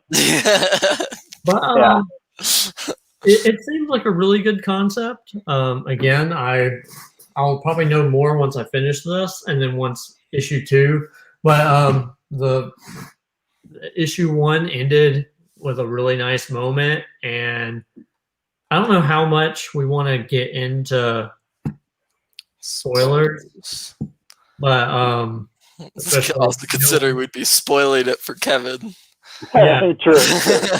Which is all good, but I'm trying to think of how far into the comic are you? Like, are they still on the planet? yeah. Okay, then I will totally wait for you to finish that, because there are a few reveals once they get off world that are pretty interesting that I like a whole lot. But I don't want to spoil that for you, so we're not gonna do that. So, Now, quick question. So, in the Light of the Jedi, is the first chapter of that one the one they released online months ago? Because I read that the one with like it talks about how the Viking people, who are the bad guys, right, shot a ton of shit into hyperspace lanes and it like exploded and hit a ton of stuff. Am I remembering this correctly, or am I just making things up? Yeah, at least at the end of the first chapter in the book. It could have been the other book. You said there were 2 books. That's what I was wondering. Yeah, I think it is absolutely this book, but they're on a ship, and the first chapter is following this captain, and then she runs into something in hyperspace. Okay. Yeah, that's what it was. Yeah. Yeah, and she dies, and you're like, or actually, well, I don't know that she's dead. I think she's dead. Yeah, I remember thinking she was dead. Because you don't really hear about people running into stuff in hyperspace and surviving, but you never really know with Star Wars. People who are dead, who are supposed to be dead, are just not dead. From a story perspective, I don't think she's dead. I think she only existed to set up that initial event. I think that's why they wrote the character. I think she's done. I don't think we'll ever hear of her again. I mean, we'll probably hear of her because it's a pretty big event. Well, they'll be like, remember Captain whatever her name was. Yeah, like good for her. Yeah, essentially. So, yeah, and like it's a very interesting time because I don't know how either one of you guys played like the old video games, like Knights of the Old Republic. It was too much like it was, thousands of years in the past, but it seemed like the prequel trilogy. And I like that we've already established in the High Republic that things are not the way they seem 300, 200 years later. Like the Outer Rim is pretty much all cut off. Like travel there is really rough and stuff. Like in those old games, because they wanted you to be able to experience all the worlds that you knew. But so they couldn't like, oh, yeah, you can't travel to those places. You need to be able to do that. Hey, we have to put Alderaan in something because we blew it up in the only movie that it was ever featured in. Really, there are a lot of callbacks in this so far. I'm on page 13, by the way. I've just noticed a lot of the callbacks, like what's his name, the Jedi Knight. He only has the one arm.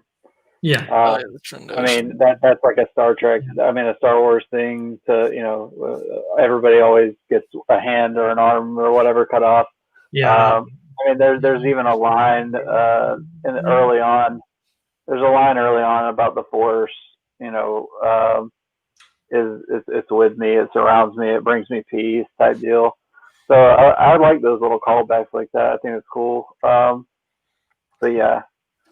I agree with David though. It's definitely from what I've read so far, it's all been just character setup, and I mean it throws you a little bit of a curveball there at the beginning, but I'm into it for the most part. I gotta get the rest of it read.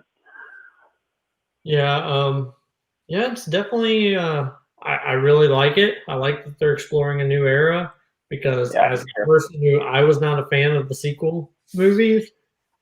I like the first two. Oh, I like The Force Awakens. I thought it was a nice, like, romantic play off of A New Hope, and then they Here's my rule.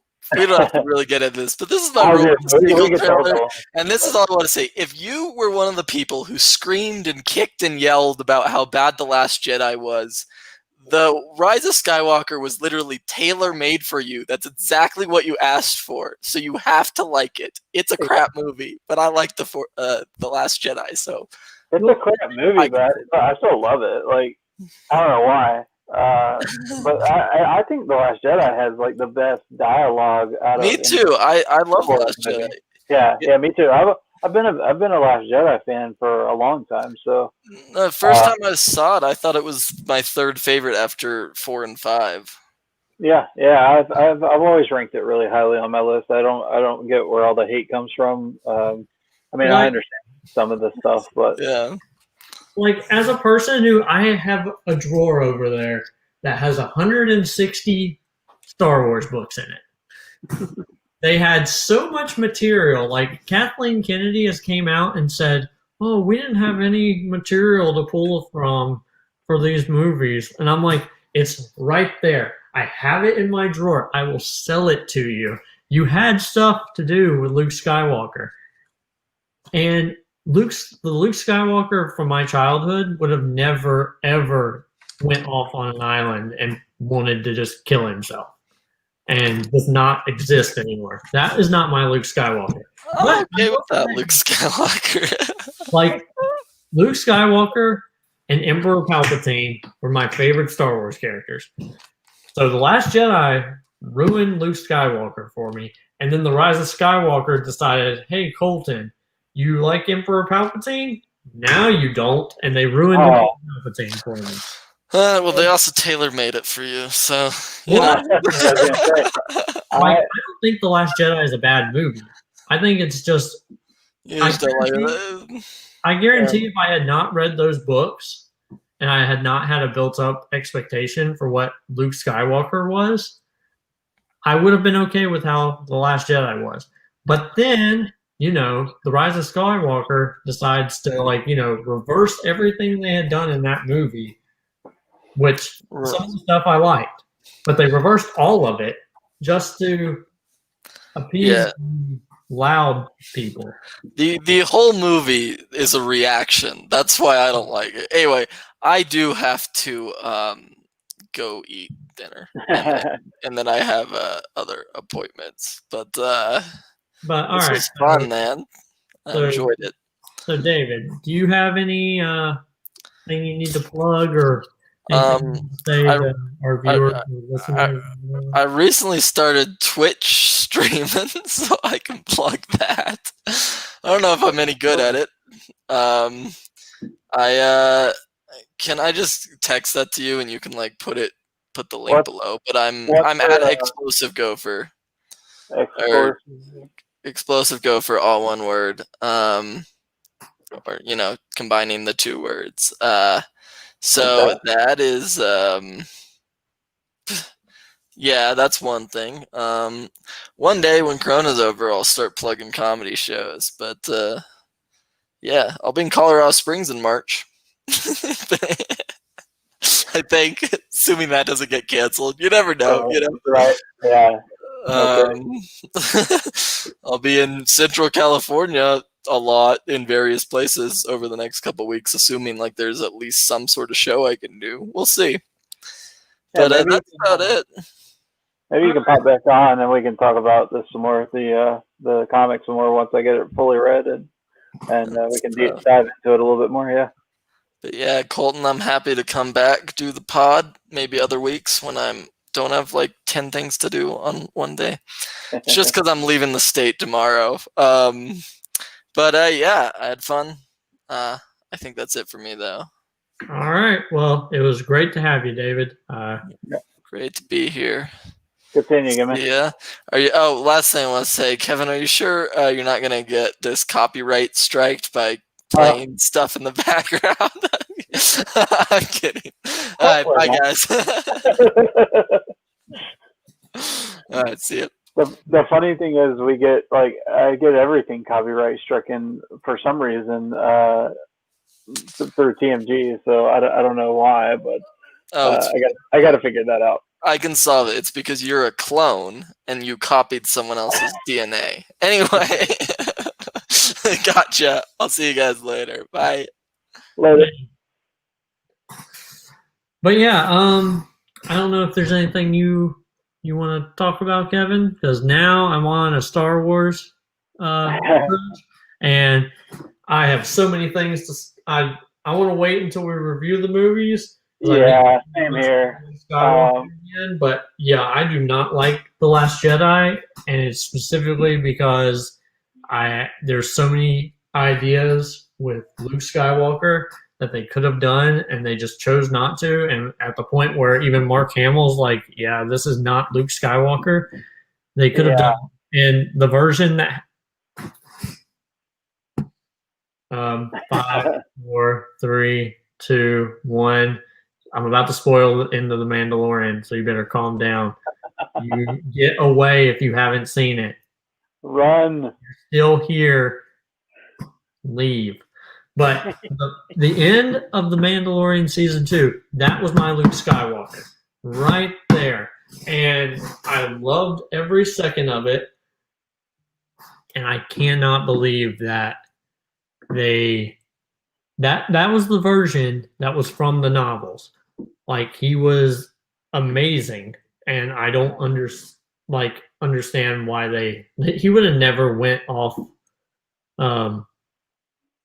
He would have never tried to kill Ben in that moment. Like, that's not what you do. But hey, that's just my opinion. I'm sure there are people that like those two movies. I am not those people. And I am one of those people. So I'm excited to get to that point in the podcast where we're actually talking about Star Wars, and we can really dig deep into that whole discussion, because I know that'll probably take up like the whole episode each time we talk about it. But yeah, that's totally fair. Like, I'm not one of those Star Wars fans that it's like my way or the highway. Like, I actually enjoy hearing other people's takes on things, because it kind of gives me a perspective that maybe I haven't thought about before. So, like I said, I have my own thoughts, but you know, they're not usually in line with what a lot of people think. So yeah. We'll see. Yeah, I mean, I don't know. I guess we will see how everything goes. I really enjoyed this episode. Is there anything you need to plug there? Let's take that spoiler thing off there. Is there anything you need to plug, Kevin? No. If everybody would just check out Tmg Trivia. Obviously, if you're here, you know what Tmg is. But Tmg Trivia is our trivia side of things. Check it out. You know, we have our Facebook group. Join the Facebook group. We just hit a little over 100 members, which I'm excited about. We have singles competition, teams. So if you have a teammate, or we can pair you up with a teammate. We have our geek division, like I said, which just finished up and crowned our first champion. So that's exciting. So check out those matches. And then we also have a sports trivia division. And then we have an array of debate leagues and things that are kicking off, and a bunch of different podcast shows on TMG Entertainment. So check us out on both. Please subscribe to both. We would really appreciate it. Yep. Do you have like any social media you want to plug for yourself? You can just find me on Facebook, Kevin Poss. You can follow me on Twitter if you really want to. I don't know why you'd want to. I usually put like political stuff on there, so most people don't really like to get into that. But yeah, it's at Kevin J Poss. So if you'd like to check me out there, I will follow you back. Alrighty. Well, that I guess will be the end of the show. Just you guys can follow me at Colton Roberts 8 on Twitter, or you can follow the show at SuperNova_show. That's pretty much it for this. Thank you guys so much for tuning in and everything. Thank you for my cast for being here. They've done a great job. I really appreciate it. And we are signing out. See ya.